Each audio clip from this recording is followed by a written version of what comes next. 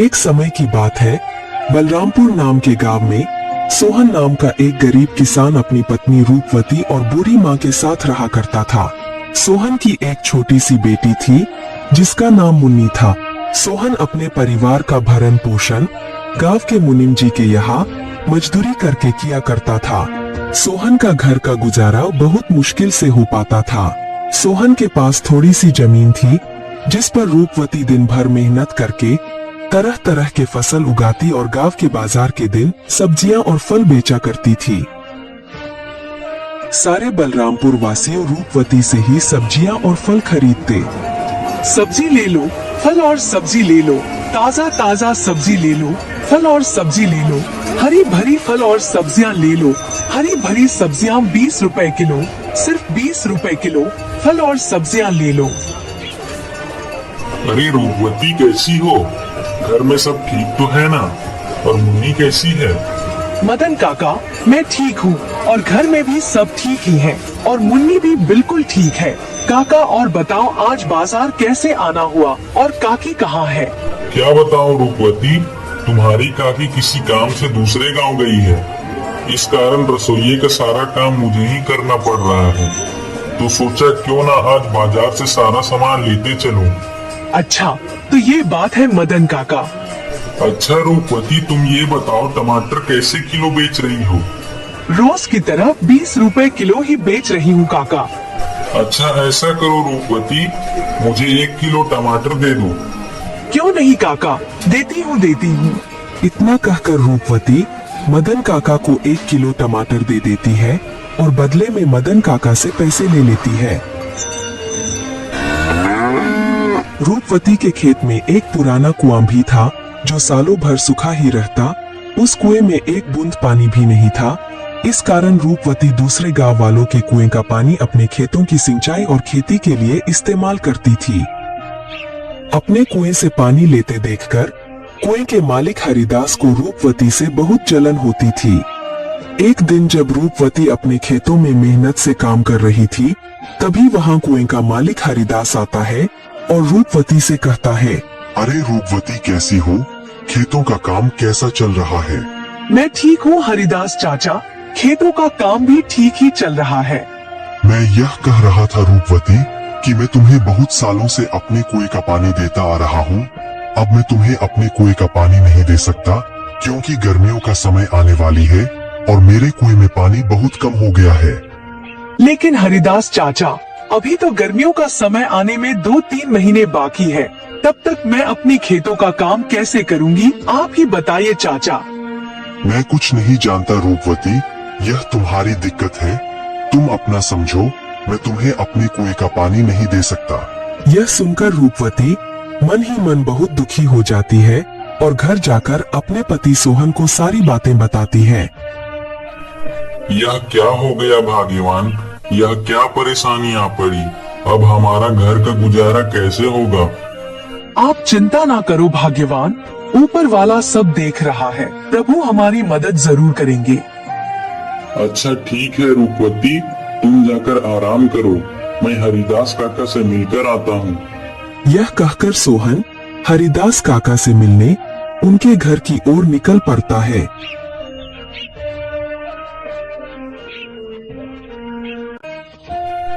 हरिदास काका, अरे ओ हरिदास काका, घर में हो कि नहीं? अरे कौन है भाई? रुको आता हूँ। अरे सोहन तुम हो? मेरे घर कैसे आना हुआ?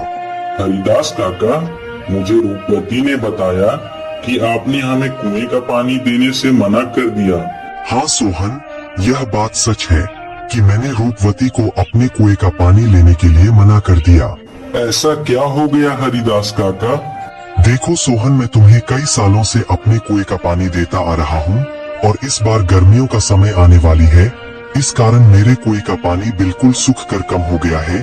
अगर मैं तुम्हें अपने कुएं का पानी देता हूँ तो मुझे गर्मियों में बहुत परेशानी होगी।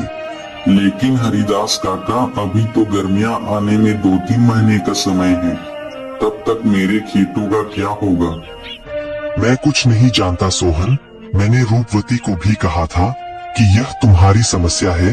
मैं तुम लोगों को अपने कुएं का पानी नहीं दे सकता।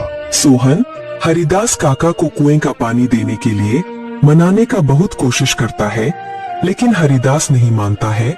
फिर सोहन दुखी होकर थक हार के अपने घर की ओर निकल पड़ता है।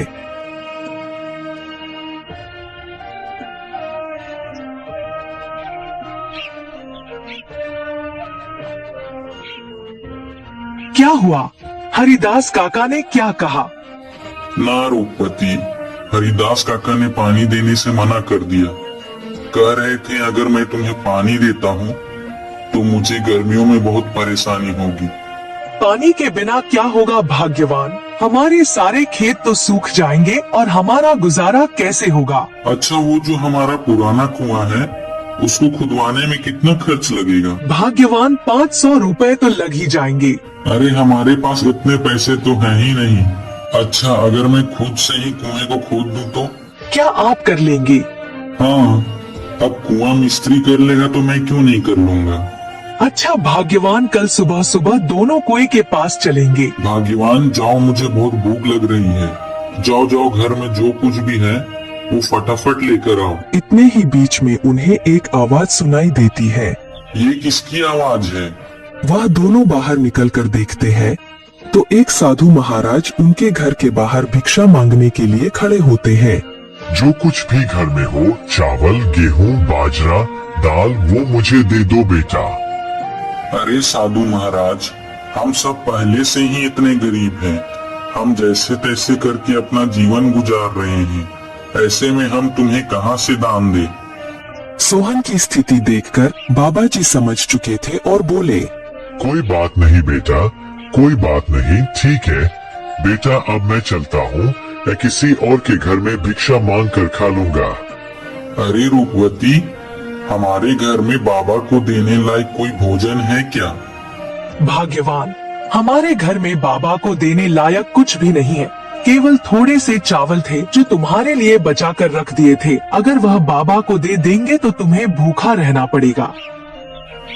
रुकिए बाबा, भाग्यवान जाओ और मेरे हिस्से का भोजन है वो जाकर बाबा को दे दो। लेकिन भाग्यवान, अगर मैंने आपके हिस्से का चावल बाबा को दे दिया तो तुम्हें भूखा रहना पड़ेगा। तुम उसकी चिंता मत करो भाग्यवान। अगर वैसे भी अगर मैं बाबा को भूखा जाने दूंगा तो मेरे गले से भोजन नहीं उतरेगा। जाओ वो भोजन लेकर आओ।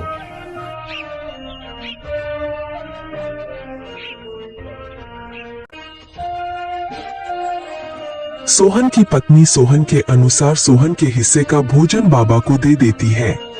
धन्यवाद बेटा, धन्यवाद।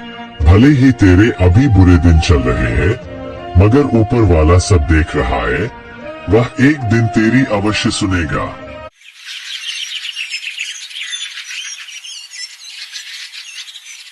फिर अगले दिन सुबह सुबह दोनों सोहन और उसकी पत्नी रूपवती अपने कुएं की खुदाई करने अपने खेत की ओर चल देते हैं। देखो रूपवती देखो, हमारे कुएं में तो एक भी बूंद पानी नहीं है। हाँ भाग्यवान, प्रभु हमारी कौन सी परीक्षा ले रहे हैं? फिर सोहन कुएं में नीचे उतरकर कुएं की खुदाई शुरू कर देता है।